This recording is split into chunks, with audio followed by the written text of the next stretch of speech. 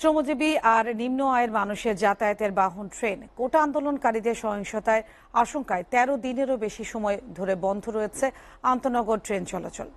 এতে বেড়েছে জনদুর্ভোগ, কর্মহীন হয়ে পড়েছেন শত শত হকার ও ক্ষুদ্র ব্যবসায়ীরা। বগুড়া থেকে আরিফ রেহমানের প্রতিবেদন, ক্যামেরায় ছিলেন জাকারিয়া বিপ্লব। বগুড়া রেল স্টেশনে এখন পিনপতন নীরবতা। ট্রেনের হুইসিল নেই হকার কিংবা যাত্রীদের হইচই। অথচ একসময় প্রতিদিন হাজার হাজার মানুষের পদচারণায় মুখর থাকত স্টেশন। নাশকতার আশঙ্কায় বর্তমানে বন্ধ সারা দেশে ট্রেন চলাচল।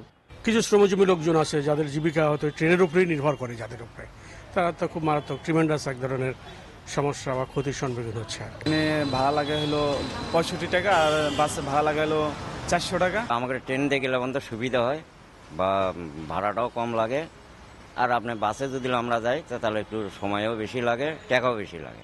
ট্রেন বন্ধ হওয়ায় সবচেয়ে সংকটে পড়েছেন নিম্ন আয়ের মানুষ। বাস ও সিএনজিতে বেশি ভাড়া গুনতে হচ্ছে সাধারণ যাত্রীদের। ট্রেন চলাচল বন্ধ হওয়ায় বেকার হয়ে পড়েছেন শত শত হকার আর ক্ষুদ্র ব্যবসায়ীরা। আমাদের ট্রেনের উপরই জীবিকা নির্বাহ করে। ট্রেন চলাচল করলে আমরাও চলতে পারি, ট্রেন না চলাচল করলে আমরাও প্রায় বেকার হয়ে বসে আছি। নির্দেশনা পেলেই ট্রেন চলাচল শুরু হবে, জানালেন বগুড়ার station master. Bogura railway station হতে সারাদিনে আপ ডাউন মিলে প্রায় ৭-৮ হাজার লোক চলাচল করেন। ট্রেনটি বন্ধ হয়ে যাওয়ার পরে অনেক লোকই আমাদের কাছে ফোন করে বলেন যে ট্রেন কবে চলবে, জিজ্ঞাসা করেন, কিন্তু আমরা কোনো উত্তর দিতে পারি না। কারণ হচ্ছে কর্তৃপক্ষের নির্দেশক্রমে ট্রেন চলাচল বন্ধ আছে।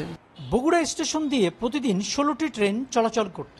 এতে যাতায়াত করতেন প্রায় ১০,০০০ যাত্রী। Arif Rehman, SA TV, Bogura.